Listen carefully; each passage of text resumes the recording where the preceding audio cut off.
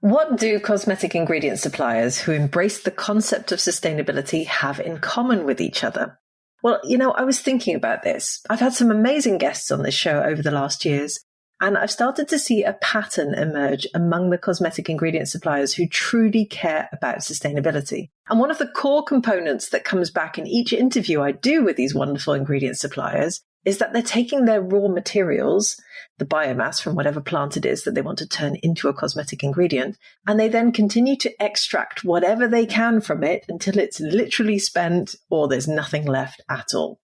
And not only does this make good economic sense, of course, because it means that you can maximize your return from one ingredient, but it is also just good common sense to try and use all of the ingredient to its very max.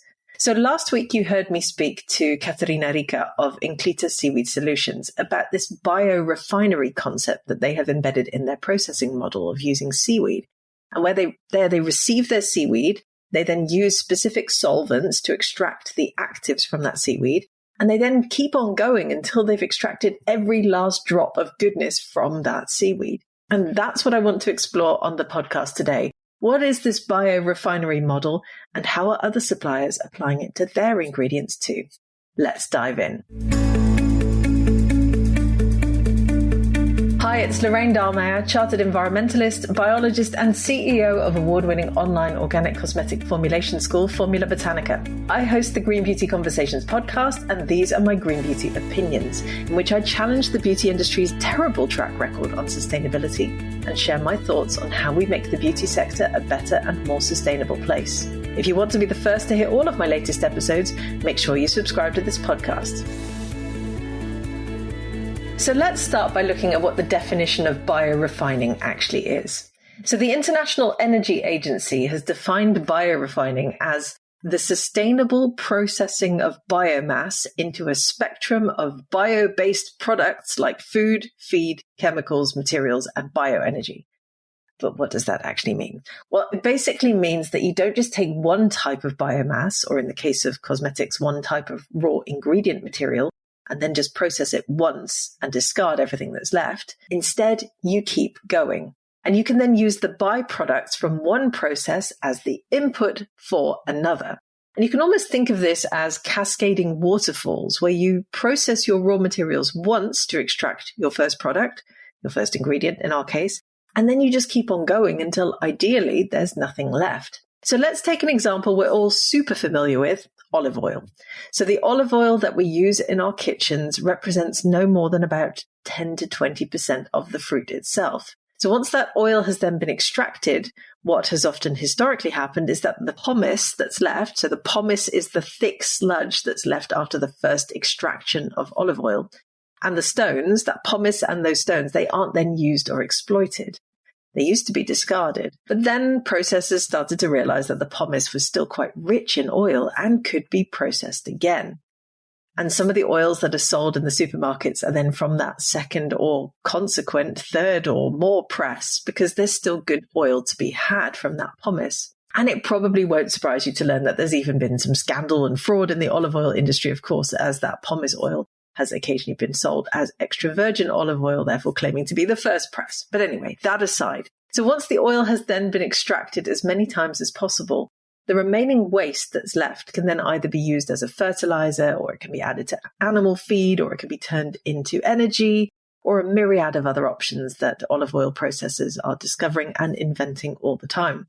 And this is really exciting because it means that not only are you creating more of a circular economy around your ingredients, but you're also doing right by the plant. Now, I know that perhaps sounds a little bit touchy-feely, but I think if we're going to harvest an ingredient that a plant has spent significant amounts of energy growing, then I feel that we should do right by that plant too. Now, you're probably listening to me thinking, this is all really common sense stuff, Lorraine. Surely everybody does this. And I just want to dispel that myth straight away, because simply and sadly that isn't the case. Now, applying this biorefinery model to ingredients is often complex, and it requires additional processing equipment or even additional factories. And it requires an investment to want to turn that overall process into something more circular. So let me give you one example. So I read one statistic that said that the average annual trade of over 250,000 tons of essential oils, that's a lot of essential oil, generates, get this, over 250 million tons of distillation residues, posing environmental problems due to incineration and landfill overburden. So that's 250,000 tons of essential oils generating 250 million tons of distillation residues. That is a lot of waste. That is not circular. There is no biorefinery model to be seen there. And that is something that I think the industry probably doesn't talk enough about. But then think about some of the guests I've had here on my podcast, even in the last 12 months, and the amazing work that they're doing to bring the circular economy to their cosmetic ingredients. So obviously last week we heard from Katarina Rika from Inclita Seaweed Solutions in episode 235, who talked about their biorefinery concept.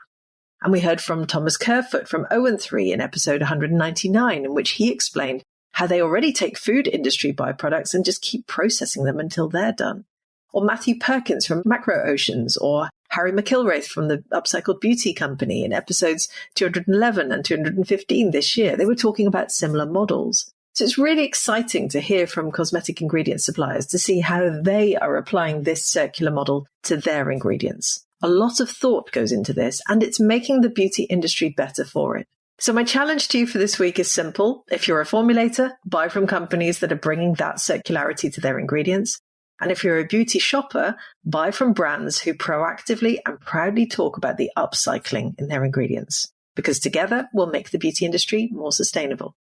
Thank you for listening to my Green Beauty Opinions. Remember to visit the Formula Botanica website at formulabotanica.com to try our free online formulation course. And if you haven't subscribed yet to the Green Beauty Conversations podcast, where have you been? Please make sure you do so now in your favourite podcast app. Leave me a 5-star review if you enjoy the conversations I host, and I'll be back soon with my next episode.